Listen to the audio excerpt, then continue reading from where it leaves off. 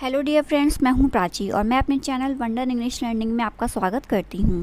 आज मैं आपके लिए फिर से एक न्यू स्टोरी लेकर आई हूं, इफ़ेक्ट ऑफ वॉइस यानी आवाज़ का प्रभाव यानी आवाज़ का असर। हमारी आवाज़ का हम किस तरीके से बोलते हैं, इसका दूसरों पर क्या इफ़ेक्ट पड़ता है, अच्छा या बुरा, इस बारे में स्टोरी में बताया गया है। तो चलिए अपनी स्टोरी को स्टार्ट करते हैं।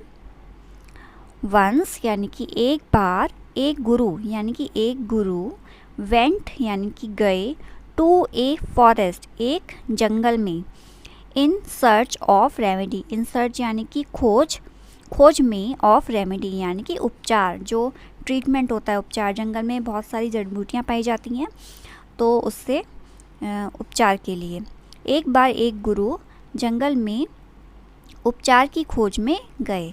यहाँ पे देखिए वेंट का यूज़ हुआ है। वेंट जो है वो गो की सेकंड फॉर्म होती है, तो ये एक सिंपल पास्ट सेंटेंस है, ठीक है। ए हंटर यानी कि एक शिकारी, हंटर यानी कि शिकारी, हैड ऑल्सो गॉन गया, मतलब एक शिकारी भी गया, ऑल्सो माने भी, देयर वहाँ, एक शिकारी भी वहाँ गया।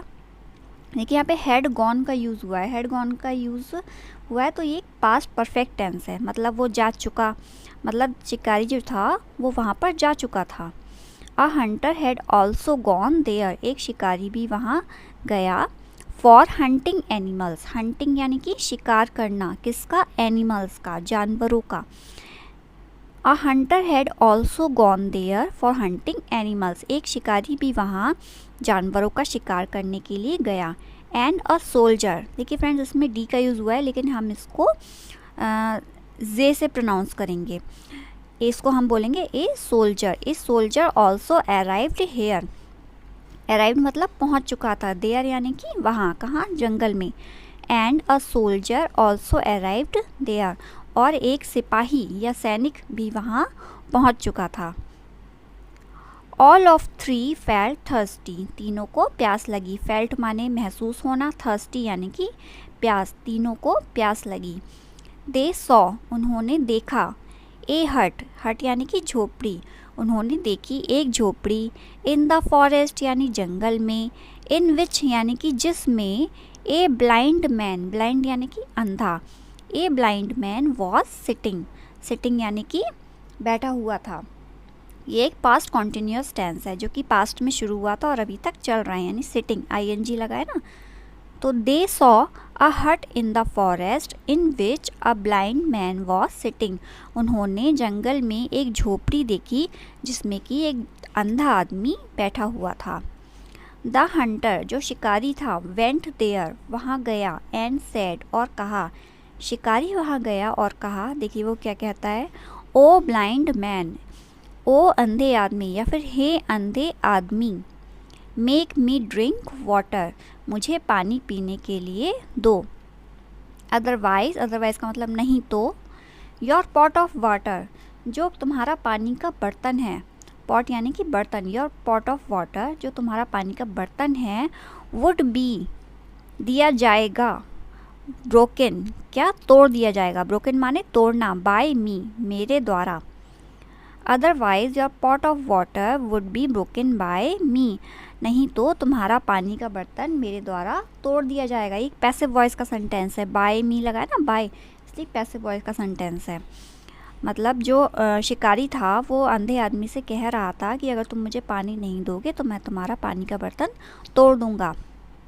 द ब्लाइंड मैन, जो अंधा आदमी था, डिड नॉट, नहीं दिया, मतलब नहीं, गिव माने दिया, नहीं दिया, वाटर टू हिम, पानी उसे, जो अंधा आदमी था उसने उसे पानी नहीं दिया।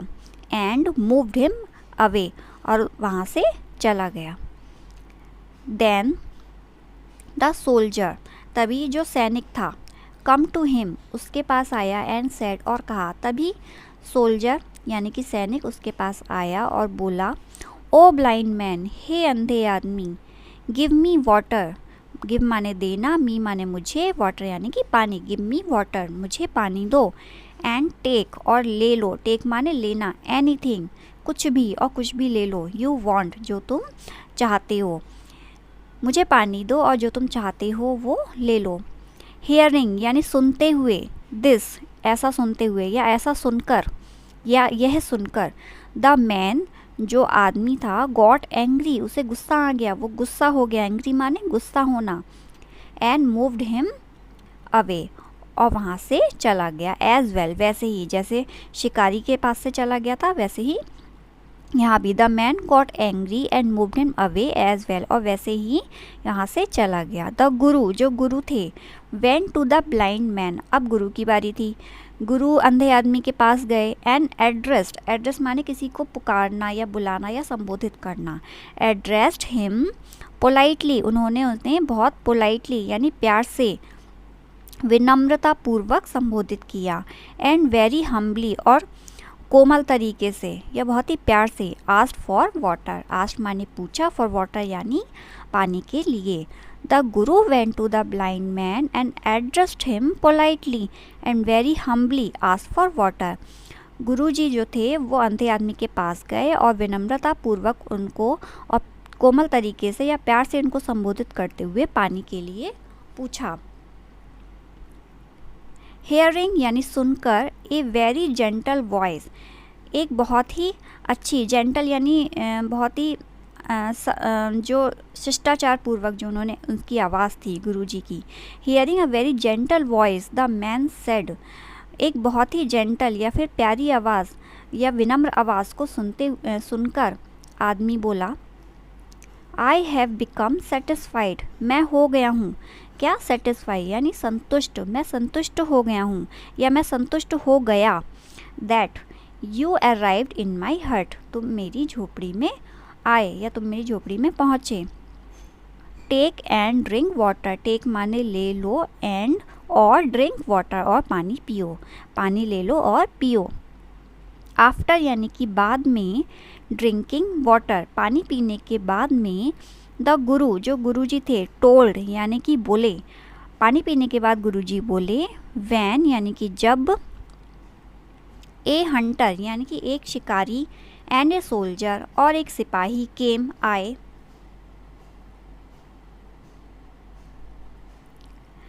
When a Hunter and a soldier came and ask water, जब एक शिकारी और एक सैनिक आए और पानी के लिए पूछा। यू डिनाइड, डिनाइड माने होता है मना करना, तो आपने मना कर दिया।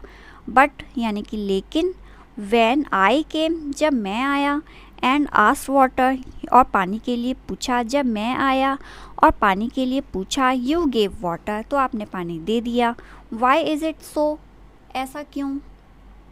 देन यानी कि तभी, द ब्लाइंड मैन जो अंधे आदमी थे, रिप्लाइड, रिप्लाइड माने होता है उत्तर देना।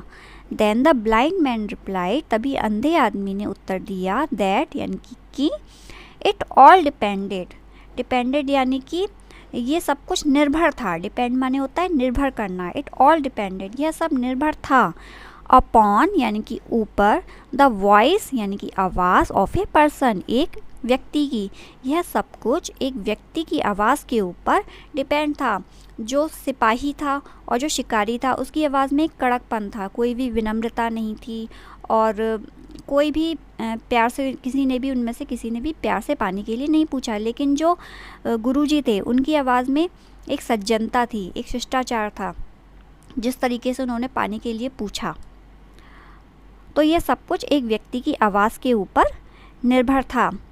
तो हमें इससे मॉरल क्या मिलता है, हमें क्या शिक्षा मिलती है। Voice should be humble and gentle, जो हमारी आवाज़ होनी चाहिए, शुड बी यानी चाहिए, हमारी आवाज़ होनी चाहिए विनम्र और कोमल। हमारी आवाज़ को इतना विनम्र और कोमल होना चाहिए कि कोई भी उसे सुन के हमारी बात को मना ना कर पाए। हम अपनी आवाज़ से या अपनी बोली से किसी के दिल में अपनी जगह भी बना सकते हैं और किसी के दिल से हम उतर भी सकते हैं। इसलिए हमें बोलते समय बहुत ही ध्यानपूर्वक बोलना चाहिए कि किसी को हमारी बात का बुरा ना लगे। तो फ्रेंड्स, आपको मेरी ये स्टोरी कैसी लगी प्लीज़ ज़रूर बताइएगा, और अगर पसंद आई हो तो लाइक, सब्सक्राइब और शेयर ज़रूर कीजिएगा। Thank you friends.